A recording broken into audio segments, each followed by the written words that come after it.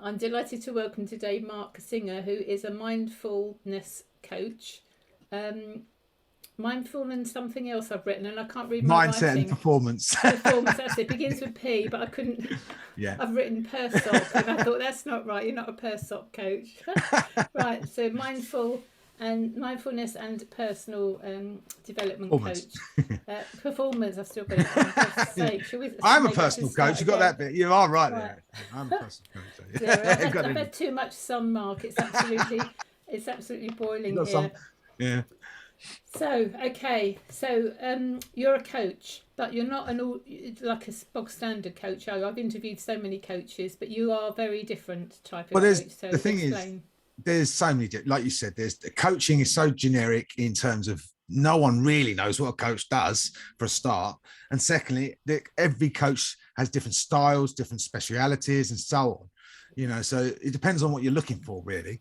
To who you match with. Obviously, personality and things are important, but everyone has their specialities. And me specifically, I work with people going through transitions, change in life, who have been through some sort of journey, whether it be physical, psychological, or whatever, and they're going through a time where they're now looking to sort of create a new journey for themselves. And so that's what I work on. But more specifically, I work on the mindset, and that's And exactly how I work.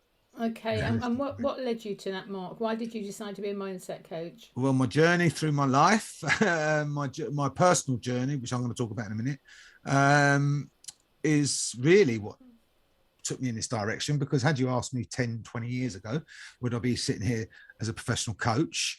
The answer would be no. I didn't even know what a coach was then, which is a lot of people still don't. And so my personal journey was what really took me from where I was to where I am now.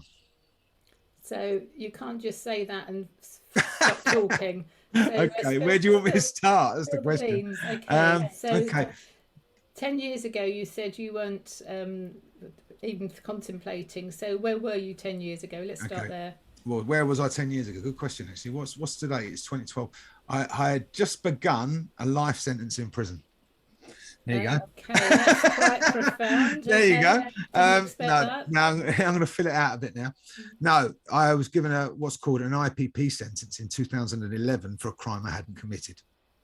And for anybody who doesn't know what an IPP sentence is, it stands for Indeterminate Public Protection. It's the equivalent of a life sentence because you've got no release date. And when you get one of these, you're given a tariff, a minimum time that you should serve. But however, virtually no one ever gets out on their tariff. It's unheard of. And most people don't get out. The prisons are full up now. There's a campaign about it now because the rules around it were changed by Michael Gove back in 2000 or whenever it was. So it made it easier to get out. However, it wasn't made retrospective. No, sorry. So to scrap the sentence, they banned it. However, when they banned the sentence, they didn't make it retrospective to the people currently serving the sentence in prison. So now the prisons are full up with people languishing. Their suicide rates are up and everything because of this sentence. And I was given it for something I hadn't done. But there's more to the story there. I mean, yes, on the surface there's an injustice and I was a victim and so on. But the reality is it's my fault, even though I didn't commit the crime, because my past had led me to that point, and I'd led a reckless past. I mean, when I left school, I got involved in a gang. I was involved in drugs, violence, that sort of thing. And throughout, probably from the age of 15 up to 26, 27, I was in and out of trouble with the police and at football in a gang and so on. And I developed a whole set of negative antisocial beliefs and attitudes, which I, lived my life by. At that time, all I wanted to do was create a reputation for myself within my gang. And I wasn't really interested in anything else. And I had no real direction in life. I was working, I had a good job, but other than that, there was nothing really, positive. So I managed to break away from that after I had got in trouble a few times with the police. And I changed on the surface. I thought I'd changed my life around. I thought, I was going well. I had a good job. I had a girlfriend. I wasn't in trouble with anything. I wasn't doing anything wrong. I was just going out partying a lot, still taking drugs though at that stage. And so what happened was I got in trouble again. But this time that was the one when I hadn't done it. I was working regularly for a car dealership, and they had a work Christmas party, and crazily they had both rival branches in the same building, and there'd been a lot of animosity between the two branches leading up to this, because one branch had outperformed the other, my branch, and I'd ended up the year with top salesman. And there was a bit of animosity between my branch and their branch over that. So long story short, the night started really poorly because I had to work late. I'd lost the deal. I was very stressed out. It was snowing heavily, and I had to get to this hotel, which is quite some distance from where I was working. So I was under stress when I got there. And when I got there, the tensions were high between everybody there. You could see that already. And as alcohol flowed, it got even more tense, let's say. And then eventually what happened was, a young lad, about 1 o'clock in the morning, this is, a young lad who was about 18 who worked for our branch in the mechanics department. He got attacked in the toilet by these 4 guys from this other branch. It was nothing to do with me or anyone else. And my girlfriend happened to be going to the toilet at the same time with his girlfriend. And she came out and they were attacking him, and they jumped in, the girls, and stopped it, or tried to stop it. And they ended up getting attacked by the guys, and the youngest girl had an asthma attack, and my girlfriend sort of defended her. Anyway, long story short, that came to an end. Somebody come and told me about that, and I went out into the corridor to find out what was going on. And then I got confronted by these 4 guys. And I subsequently got beaten up, put in hospital. I was in hospital for 2 weeks. And I was in a very bad way for a while. And I ended up getting arrested for it. And the reason I got arrested for it is because of my past, because I'd done things in the past which I shouldn't have, and I'd been in trouble with the police. And there was one particular occasion in the past where I'd got off with something which the police weren't happy about. And it turns out that they had the same prosecutor and people involved in the case as they had on that previous occasion, on this case. So put 2 and 2 together, and they charged me. Even though they had no forensic, they had no, independent witnesses or, CCTV or anything like that, nothing. It's literally the 4 guys against me and my girlfriend's word. So I got convicted of it based on my past, because when it went in front of the jury found me guilty because they'd heard about my past. So it's normal. I would have probably done the same thing if I was on that jury. We make assumptions. He's committed it. He's done a similar thing in the past. He must have done this. So I was convicted of something I didn't do. However, I brought it on myself. So I don't see myself as a victim in that sense. So anyway, I started this prison sentence. By now, I've realised that I wanted to change. I wanted to change my beliefs and attitudes, because I realised that I put myself in this situation. And I started really addressing those things. I was doing courses like what I called offended behaviour courses. And these courses are aimed at reducing your risk.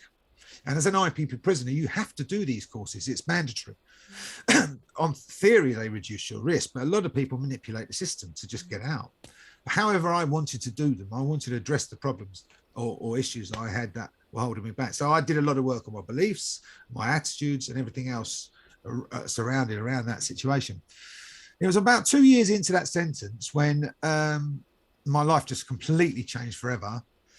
It started in December 21st, 2013, and my mother died. And she died quite quickly after having cancer, or being diagnosed as cancer, within 2 weeks. And that was she was like my rock. She was like everything in my life. And so that just completely turned my life upside down. And the craziest thing as well, some people understand this, others won't.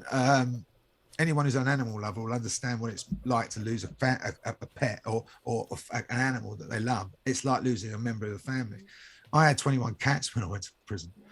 The day before my mother passed, my cat, and this is really random, my cat, who's my baby, she never left my side. When I went to prison, it broke my heart, and she never left my mother's side. When my mother went into hospital, it wasn't long after. I phoned my father. She was in hospital 8 days, I think. And I phoned my father expecting to hear about my mother. And he was in tears, and he told my cat's died. She died, just died. No, nothing wrong with her. And that really shocked me because I wasn't expecting to hear that. The very next day, my mother died at the same time in the morning. And then, so I had to hold it together because I had to arrange the funeral because my father wasn't in great health. And it was a very difficult thing to do from prison. Not the easiest thing I would ever do. And thankfully, I had help from the prison, and they actually did help me attend the funeral. Even though I arranged it as well, I attended it, but I had a very stark choice. I mean, there was when my mother was still alive, she was in a coma at this stage, and I'd put in to go and see her, and it got authorized. They came to my cell to let me out to go, but then they said to me, "You've got to make a choice." And I said, "What do you mean?" And they said, you can either go to the funeral, or you can go and see your mother now in hospital. So I had to make that choice, and I had 5 minutes to make it, so I had to stay. I didn't get to say goodbye to her, even though she was in a coma at that stage. I phoned my father. I said to him, "What should I do?" And he said, "Look, she's in a coma. She's not going to hear you or see you. And I need you for the funeral." So I stayed, and it was horrible to have to make that decision. Absolutely horrible. But I held it together, and I managed to get through. And about a few months later, they moved me to a prison which was closer to where my father was. And he visited me once, and he was in skin and bones, and it shocked me because of how much he deteriorated in that 3 months between my mother dying and then.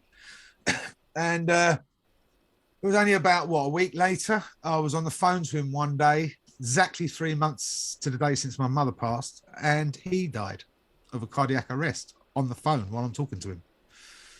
It was just unbelievable. And I had to literally bang up in the cell straight away. I couldn't phone no one or try and find out what was happening. I luckily just phoned my friend Lucy just before I got locked up, just to say, get round my dad's because I think he's died. And not long after, they opened the door to tell me that he had indeed died. Yeah. And and then on top of that, I lost my grandfather as well 4 months later, and he was 97. So it was obviously expected, but still, he was the last immediate family member. All in all, in 1 year, I lost 31 family members, animals and things that I loved in 1 year. So it was very hard to actually sort of keep my head together. I had to, and I sort of buried my emotions to get through it. And then I got to a period about a year later where I found out something which sort of tipped me over the edge. And it was my ex-girlfriend who I still loved, was now seeing my best friend. And I sort of just went to pieces. And I took an overdose and nearly died. And it was only because my friend was close by and he saved me and he gave me CPR that I managed to come out of it. But that was sort of my awakening. That was my turning point. Because after that, I sort of made a pact with myself then, never to be a victim again, and also to take full responsibility for my thoughts, feelings, and actions, and get myself the heck out of prison and build a life for myself. Even though at that stage, everyone was still saying, you're never, ever going to get out of prison. 3 years later, I got out of prison. I started working like mad. I was doing a degree. I was teaching critical reasoning skills, and I was doing mentoring of kids in there. But one thing I did do is I did a business course. And during that business course, they said to me, come up with a business idea. And the first thing that popped into my mind, and God knows where it came from, was life coach. And from there, I had to research the business, what life coaching was. And it turned out that I had all the attributes and skills associated to that. And I thought to myself, I might be a good life coach. I forgot all about it for about a year or so. Or no, more than that, 2 years. And it was only when I got out of jail that I went to have counseling and therapy to deal with the emotional baggage that I've developed and built up. And none of that worked for me. So I went into coaching after that, and I had a bit of coaching, and that sort of worked for me. And it sort of triggered me. I decided there and then, it was about a year after getting out of jail, where I just literally drifted. I had no real direction or nothing. Everything I knew had gone. And I just thought, sod it, I'm going to go for it. And I had the faith in it. And I invested something like £15,000 in the top school I could find in the world. And I thought, if I'm going to do it properly. And 2 years later, I graduated as a professional coach. And here I am. Well, so, and that's what I'm doing now. Okay, you breezed through a few bits of that. So obviously, we don't have the luxury of time here. How did you get out of jail after starting off telling us that nobody gets out of jail and everybody languishes or commits suicide? How did you get out? Do you know what? and this is the sad part of the story, and it is, if it hadn't been for what I'd lost, my losses, I would still probably be in there. I might have got out later on, I don't know, but it's because of the way I dealt with it and the way I worked through it. And like I said, attempted to, threw myself into working, attempted to change my life and so on. And they just got to the point where they just said basically that you got to go. They didn't want it. They did. And ironically, the IPP license, which is you never get rid of it. It's a life license. I'm the first person in the UK who's getting theirs removed in November. Oh, wow. Yeah, because I'm now working with them. I'm doing talks in prisons and stuff like that now. So I'm now working with them to help others, So, yeah. Brilliant. That's a remarkable story. So you're writing a book? I am, yeah. Yeah, my book's called To Hell and Back and Then Some, which is, again, it's going to be pretty much a longer version of my story, but it's also a story about everybody else, which is what I want it to be. I want it to be something that we can all read and we can all recognize that we've going through to some journey to hell and back and then some. And it's just down to you whether you go on and do the then some. We can all go to hell and back, but the then some takes a different type of mindset. And that's the message behind what I'm trying to put across, is that I went to hell and back just like anybody else does, but now I'm doing the then some. And that's the message I want to sort of put across there. So yeah, it's going to be about my journey mainly and how it works, how you can use that to help you. So you mentioned you were a naughty boy. Where did all this naughtiness take place? Well, mainly in Watford, where I'm from. Yeah, and like I said, when I left school, I know exactly where, because when you analyse your beliefs and your attitudes, you have to go right back to the root. You don't necessarily have to know where it comes from to change them, but it helps if you do. And with me, I established that my unhealthy beliefs and attitudes were developed during a period when I was probably about 13 or 14, and I was beaten up regularly at school, racially bullied, and I developed this belief in my mind then: never allow anyone to intimidate you or bully you. And if they do, always stand up to them using aggression or violence. That was the belief I developed, because I realized that because I started standing up for myself and thought to myself, well, that works, and that sort of belief stuck. And then when I left school, I got involved in this gang at football. And I just fell in love with the whole scene, because anyone who understands like the Mods and the Rockers scene, for instance, will understand this, because it's not like skinheads, tattoos walking around smashing everything up. It's very similar to the Mods and the Rockers, and in the casual scene, the subculture scene, all about the clothes, about the music. There's a lot more to it other than just having a punch up, but that happens, and that's part of the scene. So I fell in love with that scene, not just so much the violence, it was the scene, but the violence became part of it. And in my mind, I wanted to be the number one. I wanted to be the one everyone respected or feared, but I didn't. I saw fear as respect back then. And I recognize now the people who I used to look up to aren't really people. They didn't command respect; they commanded fear. But as a kid, you think that's respect. And you're still in the same area, so do people remember you as the naughty? Oh yeah, this is one of the things I've tried to shape for years. Most obviously my friends and people close to me know who I am right now. A lot of the people I know from back then have moved on with their lives and they're doing positive things now. But you do get a few people who never move on with their lives and they just stay in the same place, and that's works for them fine. But I think most people know what I'm doing now, because obviously I do my stuff on social media and everything. But the reputation that I did develop, it took me years to sort of shake, because once you got it, you don't want it. You want a reputation for something that's actually decent or good. And so yeah, it wasn't something I enjoyed, and I still get it occasionally. Someone will talk to you about violence or something and think that you're going to be interested, and it's not pleasant. I'll just make my excuses and move away if that happens. How long were you in prison for, Mark? Well, that particular time was 6 years. Like I had been in trouble before, years before, but that particular time was 6 years. Yeah, that was a long time. So you had been in prison as a young man before? Yeah, younger, only smaller sentences, 8 months and twice, 8 months and 10 months. But that's for football fighting. Right. So it wasn't anything really serious. But this is why I got the IPP, you see. Because had I not been in trouble in the past, they wouldn't have given me the IPP. I'd have just got a normal sentence. That's why I got the IPP, because I'd been in violence and fights and stuff like that in the past and been convicted of a few things. And because of that, they gave me the IPP. That's the exact reason. Do you know whatever came of those four young men who beat? Oh, the ones who beat me up. Mm. Not well. Saying that, they went to court, and one of them got an award. It was unbelievable, to be fair. He got an award for restraining me. Oh. Even though he didn't restrain me, he beat me up. But that was the story they put across, you see.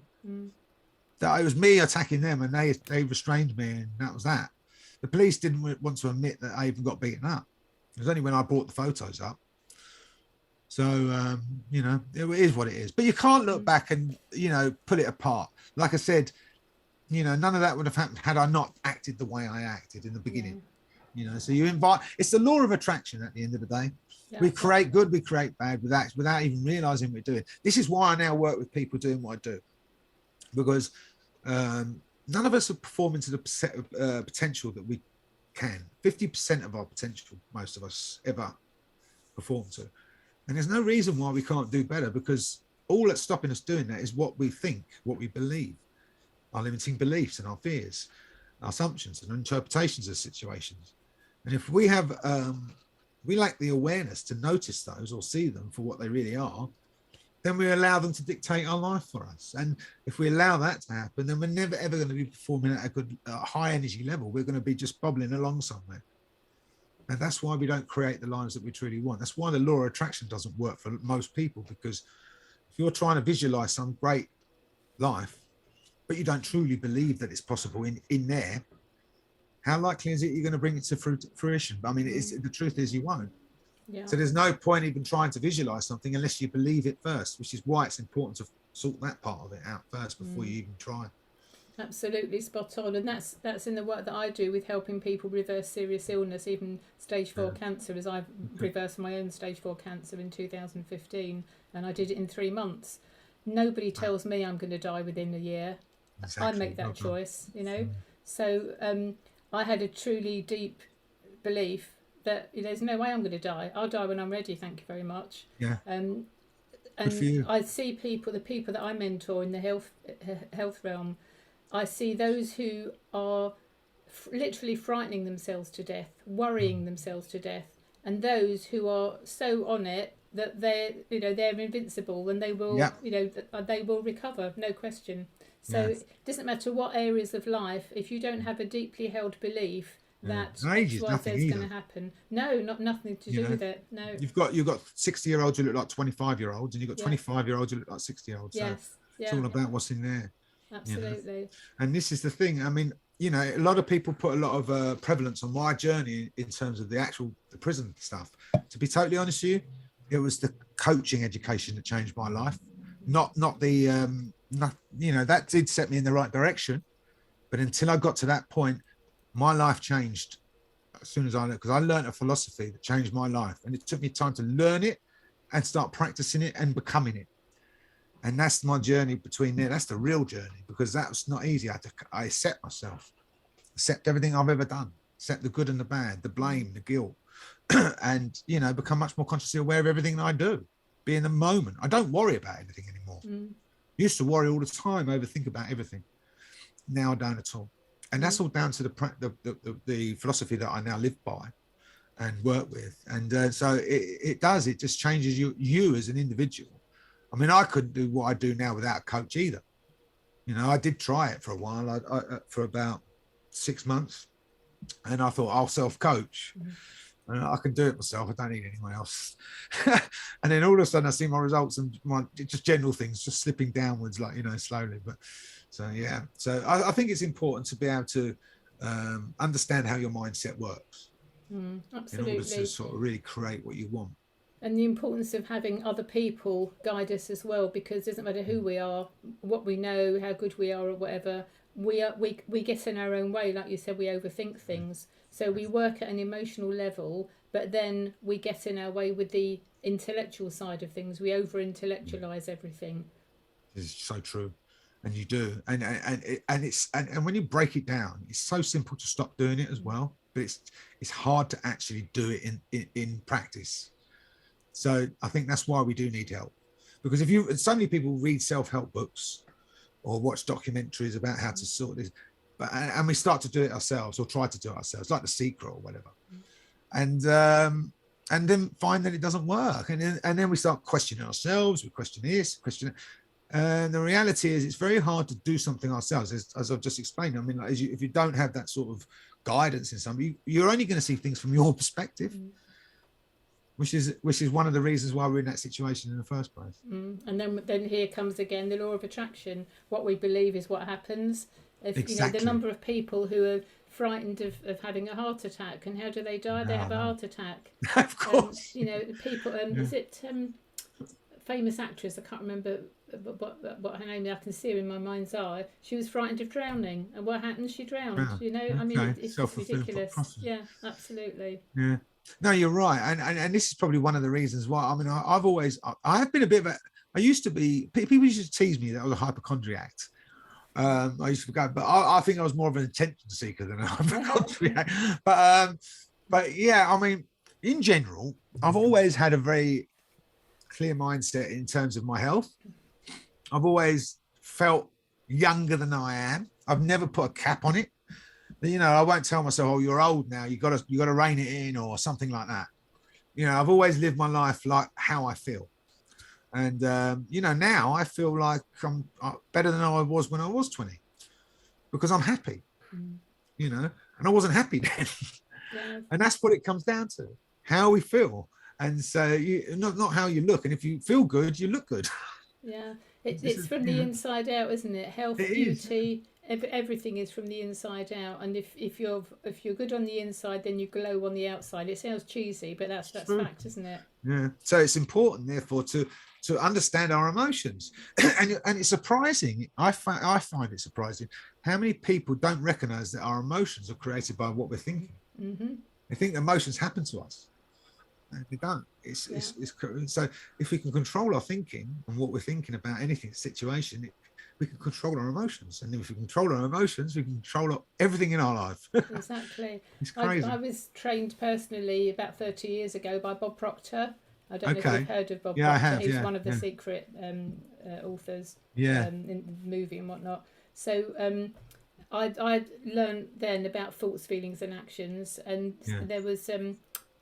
He talks about it. You can still see on YouTube lots of videos of him talking about the stick person. So there's a Dr. Thurman Fleet in 1934 created a picture of the mind, because they realised back then that it was important to understand the mind. But how can you understand something that you can't visualise, because a lot of us think in pictures. So he created this drawing of a stick person, and so you have the head, so the head. And imagine a line across the nose. He said that the top half of the head is the conscious mind, below the nose is the subconscious mind. Then the body is the feelings, and then you have an arrow going out of the stick arm, and that's the results, actions and results. So you've got thoughts, feelings, actions, and results. So if the results aren't what you want, it's because you've been feeling and thinking the wrong things, and everything's all connected. Exactly. So, and that's law of attraction. Yes, exactly. That's exactly it. Yeah. See, this is another thing I think people get confused with all this sort of stuff. They get put off by it, especially men. They think it's all about the universe and stuff like that. And I think I've been on like meetings where someone will start talking about the universe, and you'll see people switch off. Because we've developed, and it comes back to what we said about those blocks to our thinking, where we've already assumed we know what's going to be said, or we've already told ourselves a story about what's happening. Oh, it's a load of nonsense. And I think we talk ourselves out of even opening up to these sort of things. I don't know why. I've stopped talking to people now that I can immediately see, hear by their body language, by their verbal language, that they're closed people, and I've got no time for that anymore. Because no, you can't. You know, when you're given well, I was told that I would die within a year. It's a switch, you know, like you had your switches, and things change. Your own perceptions change, and I'm not wasting time with people.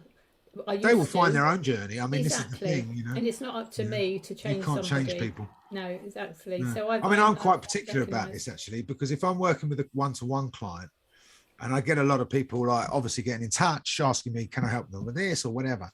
I'm quite stringent in the process before I start working with somebody to make sure that they're 100% dedicated to do what we're going to do. Because if they're not, if they've got any doubts or questions, or, you know, they're talking themselves out, or then the reality is they won't commit to the work, and you won't move forward. And that's the thing. So people have to find things in their own time. So I'll just say, like, come back to me in 6 months' time when the timing might be right for you. But but it's the truth. What comes back, what you just said there, because so many people will go through life, and it will take something drastic, unfortunately, to make us wake up and see things in a different light. You know, in your case with the cancer, in my case with the prison, it took those drastic experiences to sort of help you see things in a different way. And thank God it did, in a way, because, you know, from my perspective, certainly I would not be living. Don't get me wrong, I'd have my family back in a second, but you've got to be in reality as well. And if you're going to go through a situation which is life-changing like that, you've got to use it to your advantage. You know, there's no point sitting there being a victim. You've got to use it to your advantage. And I feel that we have a duty. We have a duty and responsibility to share what we know with other people as well. We can't just keep it to ourselves. And I've been told off big time recently because I've not been shouting enough about what I do and how I help people. Well, there you are. I'm kind of putting my big girl pants on and saying, right, well, actually, I am shit hot. I do this. I can help you. I can give you extra life in your years and so on. And typically my clients would have been sent home by the NHS that they can't do any more with them, and basically told to put their affairs in order. And many of them I've been able to give an extra 1-2+ years, and some we've even turned around.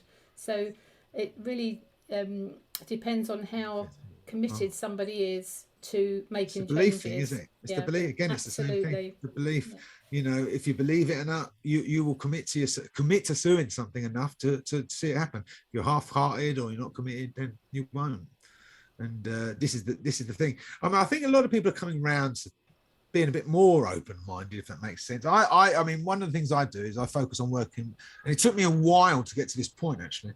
I work with a lot of men who are not just particularly from working class sort of backgrounds, but people who are general, you know, man's man sort of guys who maybe won't want to open up to professionals who they see as having, like, you know, I don't know, how do you word it, a stigma attached to them. Because I've had this with so many guys where they'll say, oh, I don't want to be patronized, or I don't want to be spoken down to, or I don't want someone to judge me, you know. And I think the belief there is that, you know, because someone's from a different background, perhaps they're going to sneer down their nose at somebody and judge them, maybe because they took drugs or whatever it may be. Because my situation is very similar to what they might have experienced in the past in terms of the drugs and the gangs and stuff like that, they feel that I won't judge them. So I do get a lot of guys from that sort of background or sort of demographic, and I feel that, you know, it's from what I can see, slowly, that sort of demographic, men, like, you know, proper alpha male types, are opening up more and more to being, you know, doing this sort of stuff. Yeah, brilliant, absolutely brilliant. So, right, how do people get hold of you, Marc? Right, good question. Any way you want. You can contact me via my website, which I'll give you the details for. I'm also on Facebook. I do my live weekly 10 show every Wednesday on Facebook. That's a 10-minute show I do. I do a podcast as well, which is also on YouTube. So you can pretty much catch me on any of the platforms. If you go on with Marc Singer Coaching, Marc with a C, by the way, Marc Singer Coaching, and you'll find me. And like I said, you can contact me through the website as well, or email. Just sort of one more question. You said that when you were bullied at school, it was racial. How come? Yeah. Well, I'm Jewish and I'm white, and it was Asian kids, and they were beating me up because I was Jewish and white. Oh, right. Okay. Yeah. Ridiculous. I went to a school in Harrow around here, and I was there like, 5 months before my parents pulled me out of the school. There was 14 white and black kids in the whole school, and they all got bullied really badly. So yeah, Goodness, horrible. But I'd never experienced anything racially, you know, or racist before that. But yeah, that sort of was a bit of an experience. Yeah, and unfortunately, that still goes on today, doesn't it? Of course it does. The judgments, the you know, the assumptions and whatnot. It's very, everywhere. Very bad, but you know, that's life, isn't it? We have to learn how to do it. Well, the way you're going to do it, I mean, look, you can't escape the bad things in life. You can't, you know, you can be a victim. Like we just said there a minute ago, you can be a victim to me. I've had people say to me, I'm so sorry you had to go through that. You know what? I'm not. Had I not gone through that, I wouldn't have developed resilience. I wouldn't have developed inner strength or determination. And those are the qualities that got me through the situation when my parents died. We develop qualities from our experiences. So every time you go through something negative in life, don't look at it as a negative. Look at it as an opportunity to grow. Yeah, exactly. And if you can do that, you're going to be taking away nuggets of gold that you can use in the future moving forward. So it's all about how you think about things. Exactly. And being able to look at stuff and then disassociate from the emotional baggage that maybe you were carrying previously and acknowledge it for the golden nugget and I mean it's also often, how many times do we all do this? We have a bad experience and it's later on in life we'll look back and go, you know what, I learned quite a lot from that. But wouldn't it be great if we could do that in the midst of a bad experience? Instead of seeing everything that's going wrong around us, we're looking at, actually, I could be, this is actually quite a positive situation for me. And if you focus on that, all of a sudden, all of the things that are wrong about the situation sort of fade away a little bit. Yeah, that's the magic that happens. I get into trouble time and time again for being overly positive. People say to me, how can you be so positive when this and this has happened? I say, well, if that hadn't happened, this wouldn't have happened. And so it goes on. And they go, oh, right, okay, yeah. And when I tell people I've had 4 different cancers, their face, oh, I'm so sorry. Well, there you go. No, exactly. Why are you sorry? You know, I wouldn't be me here today. Exactly, absolutely. So we rock. We rock. Our car's going past at the moment. Sorry about that. Sorry, say that again. We rock. Yeah, we do. This is the quest to get more people or help more people do exactly the same. Because there's so many people out there. You spend 10 minutes watching the news, you'll be forgiven for wanting to think the world's coming to an end. Well, so it's important to be able to think in a productive way. So this is our mission, really, is to help as many people as possible do that. Absolutely, stopping the media, the newspapers. I haven't bought a newspaper or I don't watch it anymore. News for over 25 years. No, I don't blame you. Complete and utter waste of time, and it's just doom it's just fear. It's just fear, and you know, like I said, I stopped watching about 2 years ago now. But no, if you could be in a totally great frame of mind, you're going to turn the telly on 5 minutes, you're depressed. It's just not worth it. No, I don't have a telly. I haven't got You're time. Better off. I don't have time to watch telly. I'm too busy being busy. Right, okay. Lovely to speak with you, Marc. And I'm sure this interview would have inspired lots of people to get off their backsides and start doing something positive for themselves. So just give us your website again. Yeah, it's www.marc, that's with a C, so MARC, Singer, all one word, SINGER, coaching. So marcsingercoaching.co.uk. Okay, fabulous. Thank you, Marc. My pleasure.